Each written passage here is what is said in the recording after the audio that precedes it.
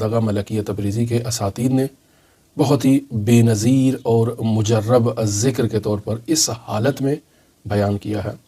اب یہاں ممکن ہے بعض عزیز سوال کریں کہ کس وقت اس ذکر کو انجام دینا چاہیے، تو عزیزان اذان فجر سے پہلے بہترین وقت ہے اس ذکر کو انجام دینے کا۔ انسان نماز تہجد کی ادائیگی کے بعد اپنی پیشانی کو خاک پر رکھ کر، زمین پر رکھ کر اللہ کا اس انداز میں ذکر کرے، اور اگر نماز فجر کے بعد بھی اس ذکر کو اس انداز میں کیا جائے تب بھی مجرب ہے، لیکن اذان فجر سے پہلے اگر کیا جائے تو یہ زیادہ بہتر ہے۔ مرحوم مرزا جواد آغا ملکیہ تبریزی دو اعمال مزید یہاں بیان کر رہے ہیں اور فرماتے ہیں جمعرات کی رات کو 100 مرتبہ سورہ قدر کی تلاوت کرنا۔ بسم اللہ الرحمن الرحیم، انا انزلناہ فی لیلۃ القدر۔ جمعرات 100 مرتبہ سورہ قدر کی تلاوت، یہ جمعے کے دن عصر کے وقت 100 مرتبہ سورہ قدر کی تلاوت کرنا۔ مرحوم مرزا جواد آغا ملکیہ تبریزی کہتے ہیں کہ میرے استاد نے مجھے یہ بیان کیا کہ میں نے مستحب اعمال میں ان 3 اعمال سے زیادہ مؤثر کوئی عمل دیکھا ہی نہیں ہے۔ لہذا بہت ہی تاکید فرمائی ہے انہوں نے، اور روایات میں ملتا ہے کہ عصر جمعہ کے وقت جب انسان عصر جمعہ کے وقت 100 مرتبہ سورہ قدر کی تلاوت کرتا ہے تو استاد فرماتے ہیں کہ روایات میں ملتا ہے عصر جمعہ خداوند متعال کی جانب سے 100 نفحات یعنی ملائم ہوائیں اور ملائم جو نسیم ہے، 100 نفحات اللہ کی رحمت کی ملائم ہوائیں وہ عصر کے وقت نازل ہوتی ہیں۔ جو شخص عصر کے وقت 100 مرتبہ سورہ قدر کی تلاوت کرتا ہے اسے ان 99 جو نفحات ہیں ان میں سے اسے نصیب ہو جاتی ہیں، اور ایک جو نفحہ ہے وہ خود روز جمعہ کا ہے، لہٰذا وہ بھی اسے نصیب ہوتا ہے، اور اس طرح سے یہ شخص سالک 100 عدد نفحات الہی کا مالک بن جاتا ہے۔ لہٰذا عزیزان محترم، مرحوم مرزا جواد آغا ملکیہ تبریزی اپنے استاد سے اس بات کو نقل کر رہے ہیں کہ ان 3 اعمال سے زیادہ مؤثر مستحب اعمال میں نے کوئی عمل دیکھا ہی نہیں ہے۔ بہت بڑا جملہ ہے۔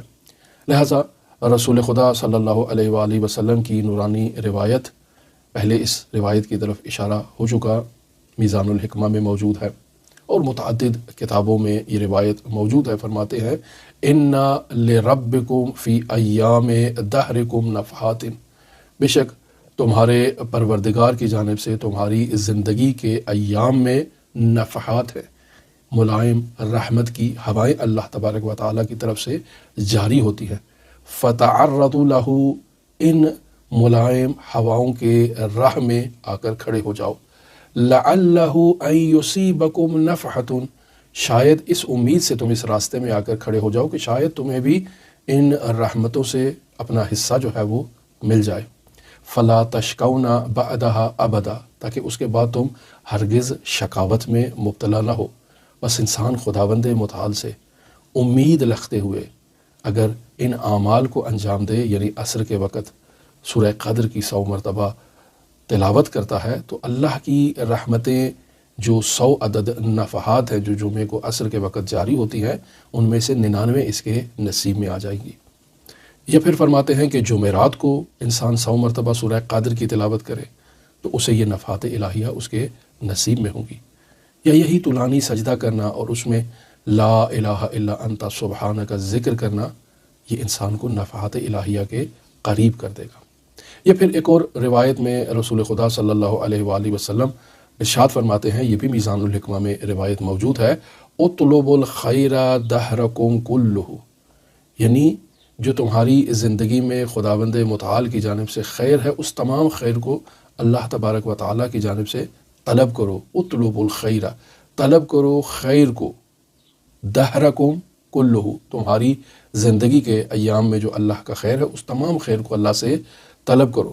وَتَعَرَّضُوا لِنَفْحَاتِ اللَّهِ، اور اللہ کی جو یہ ملائم رحمت کی ہوائیں ہیں خود کو ان کے راستے میں کھڑا کر دو، ان کے راستے میں لے آؤ، یعنی ایسا عمل کرو تاکہ تمہیں اللہ کی رحمتیں نصیب ہو جائیں۔